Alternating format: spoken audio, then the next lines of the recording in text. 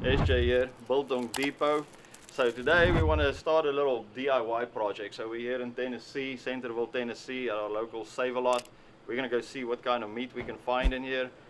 We have this new biltong making machine on our website that we're going to promote a little bit. So we're going to go see what kind of meat we can find in here, and we're going to make some DIY biltong today.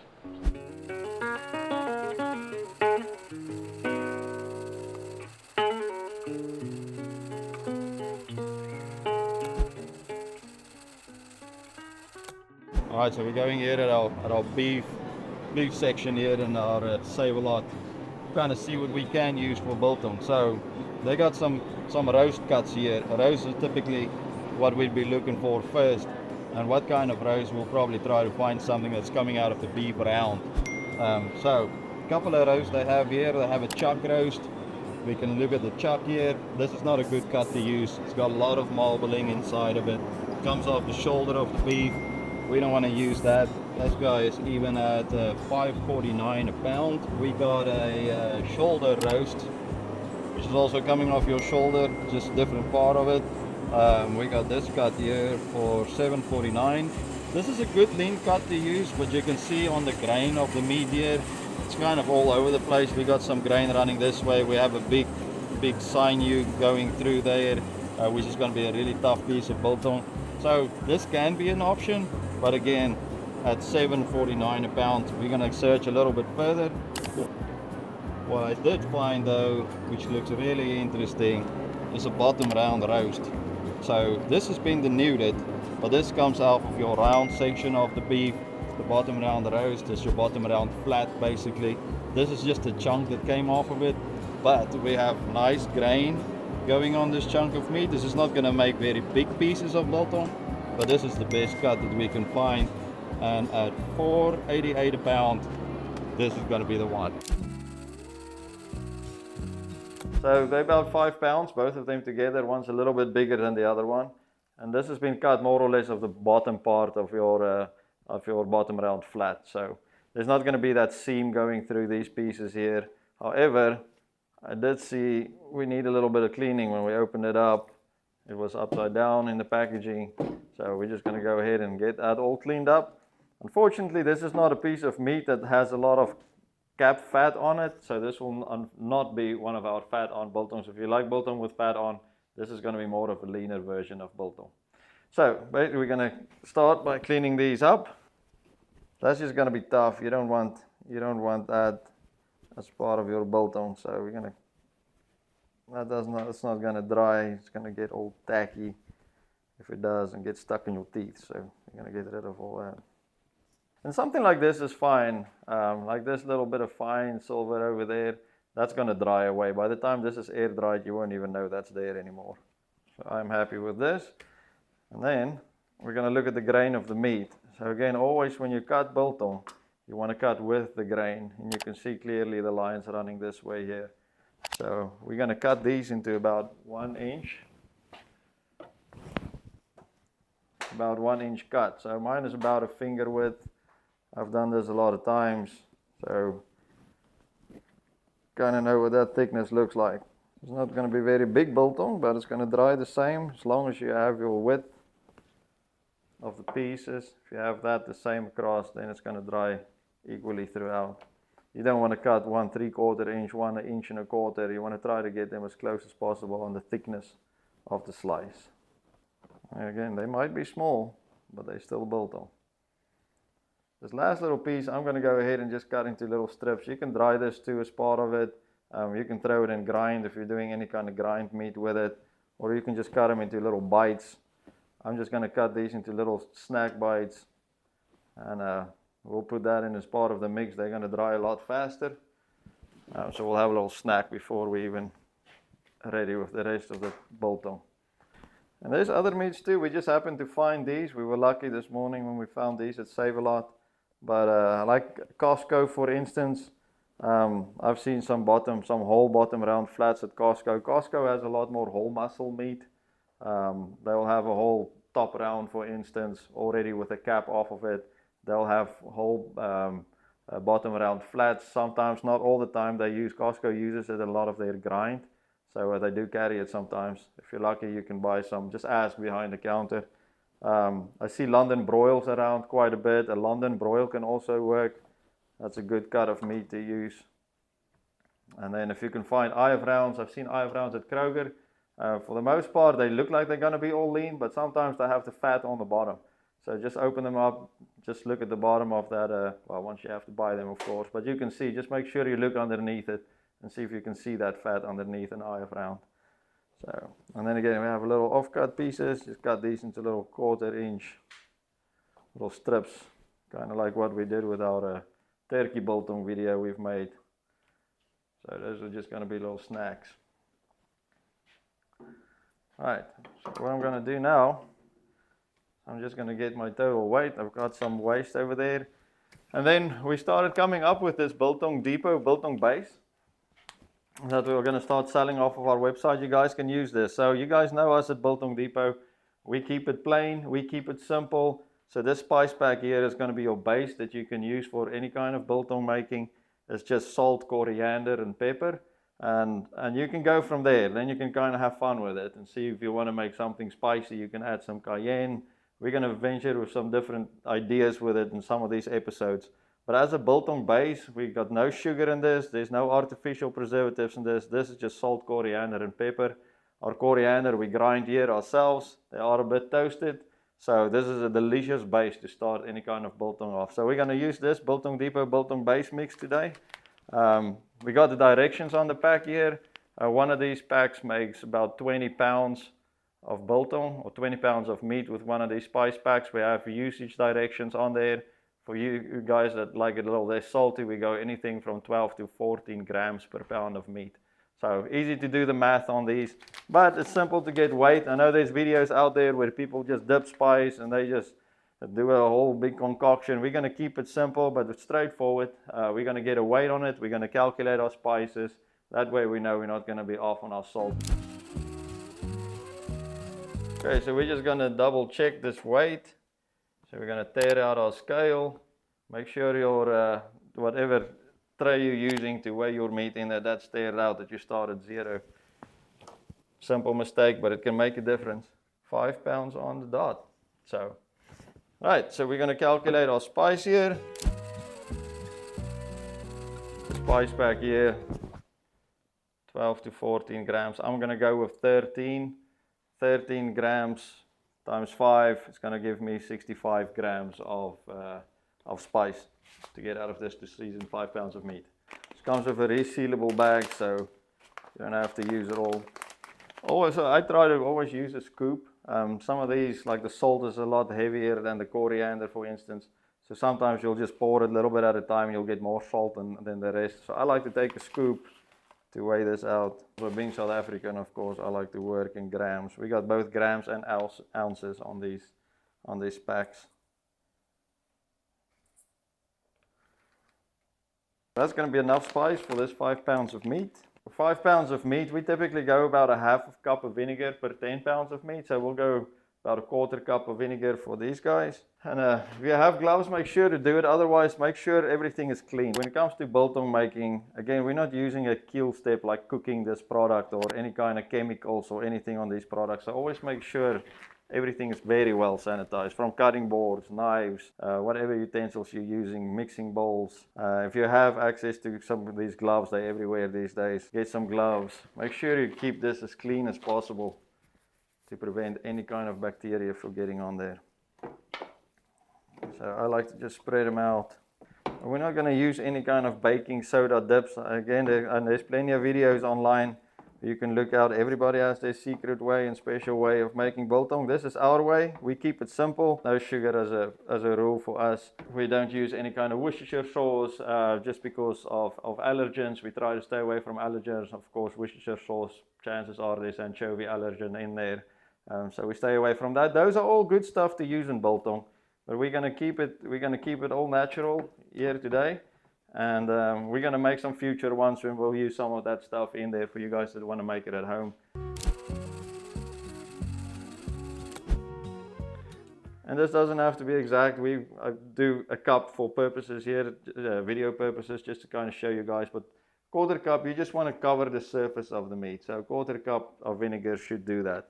If you go a little bit over, it's not going to hurt anything. If you go a little bit less, that's probably not a good idea. We need to get our acidity regulated for making biltong. So the vinegar is there for acidity purposes, to get the pH levels to where it needs to be to safely air dry meat without cooking. I'm going to make sure these are covered nicely, and you can feel that the vinegar is getting all slick there, so you'll know when all the surfaces are covered.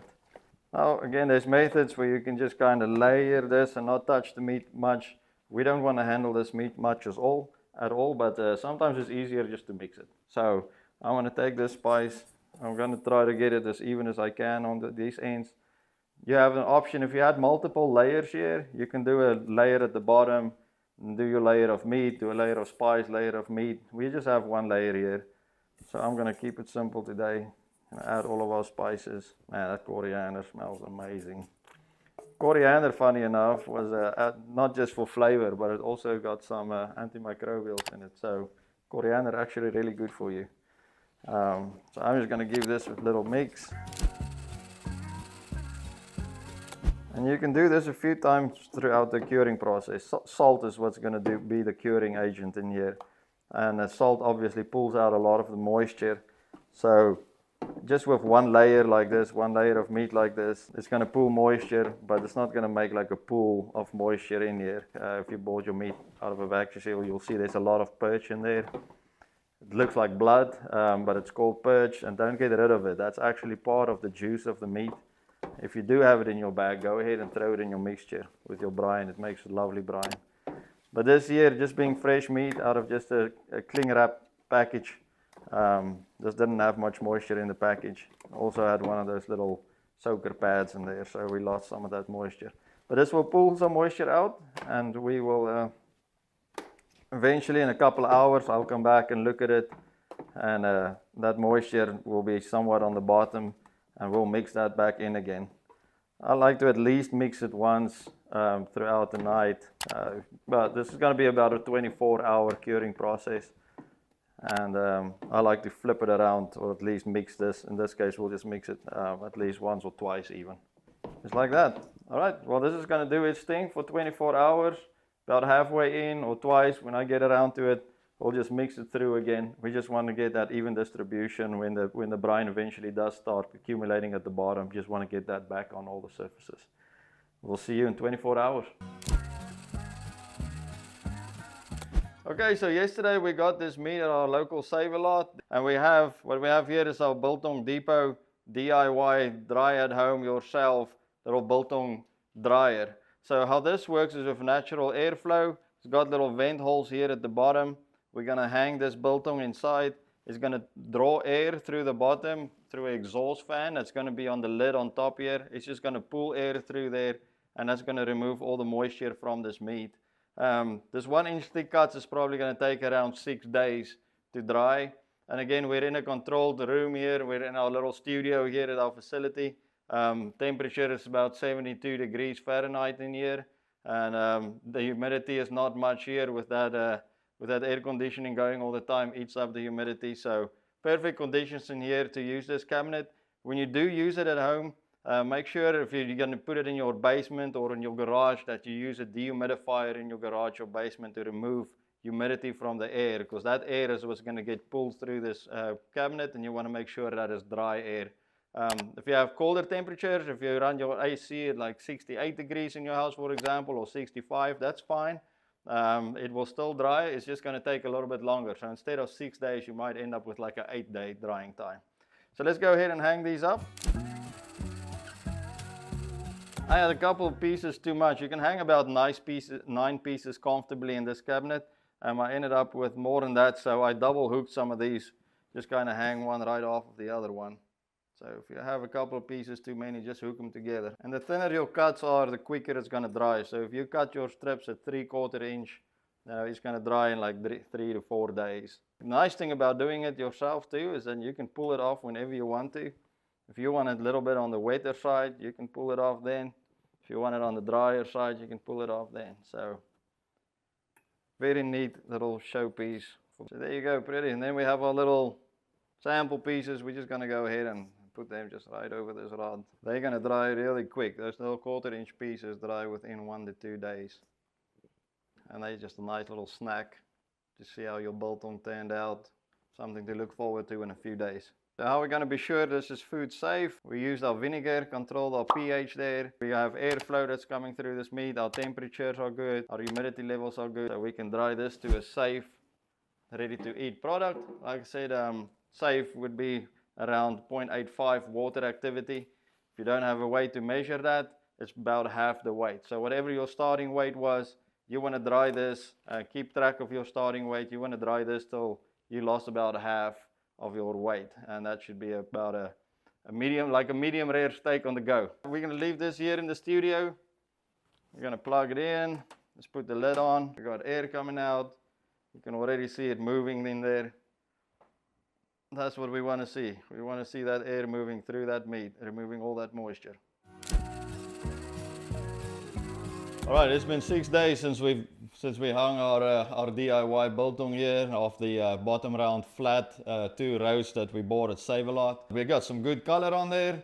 Nothing looks funny or weird about this. So what we're going to do, day 6, is we're going to test it, make sure it is dry enough, and slice them up and taste it, and give you some feedback on this biltong base. Quick tip on this is if you are going to make it yourself and you want to know when this biltong is dry, there's a couple of ways of doing it. You can either like just slice into it and kind of see where it is. But another trick to this is to weigh one piece. So in the beginning, you can take a masking tape, right at the beginning or the starting weight of your wet piece. Just put a tape around that thing.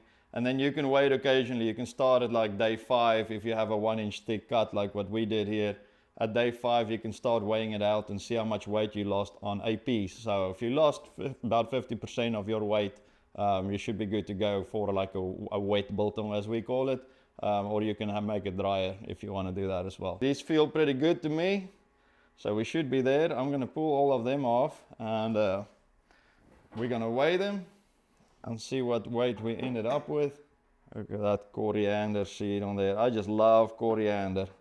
So we got a fair amount of coriander in our Biltong Depot base spice.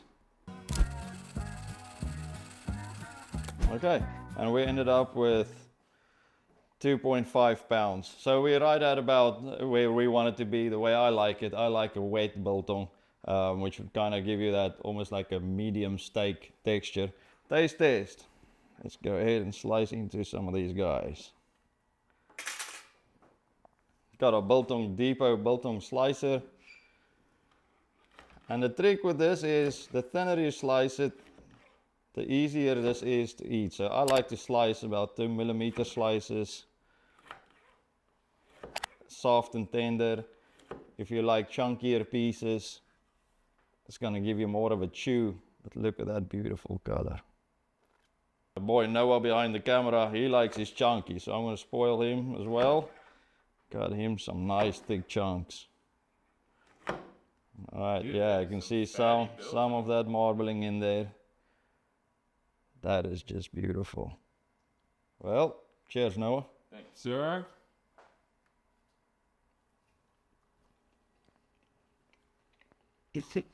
Man, I say it's like we made it in the facility. Like, spot on. It is, man. Goosebumps every time. This is a beautiful product, guys. Get out there, get involved. Biltong Depot base. If you like to add your favorite seasoning to this stuff, get the base. Add whatever you like to it. You can do it Cajun, you can do it barbecue, you can add Worcestershire sauce on there. You can add soy sauce if you like more of a jerky flavor to it. Of course, a little bit of sugar if you like something sweet. But as a biltong base, this is as natural as you're gonna get it. 100% clean label, just old school goodness. Now, storage. I always get the question, you know, you have all this biltong now, what do you do with it? Well, I just eat it. But if you do want to store it, there are options. So these pieces here are just going to continue drying out if you leave them out. If you leave them open in the refrigerator, they're just going to keep drying out. If you put them in a brown paper bag works really well with biltong storage to prevent moisture from getting to the meat. but it also will dry out in a brown paper bag. So if you do want to store it for longer periods of time, we recommend freezing it. So you can put these in a Ziploc bag, squeeze as much air of it out if you can out of the bag, and just pop it in the freezer. They thaw out really quick. If you're ready to eat a piece, grab one out of the Ziploc. They thaw out in a few minutes. So it's a cured meat. If you have a vacuum sealer, even better. If you do have a little home vacuum sealer, put them in a vac bag, write the date on them, seal them tight, throw them in the freezer. So yes, just to end it off, this was fun. Got this bottom round flat at our Save-A-Lot here locally. We used our Biltong Depot base, salt, pepper, coriander. Guys, me as a South African, we've been making this product for generations back home. Bringing the skills here to the USA. Big trend going on now in the all natural world, clean ingredients, clean beef. This is a lot of fun making it yourself. You don't need any heavy equipment or machinery. This is all naturally air dried product, limited ingredients, cleanest label you'll get on a beef snack, guaranteed. Have fun.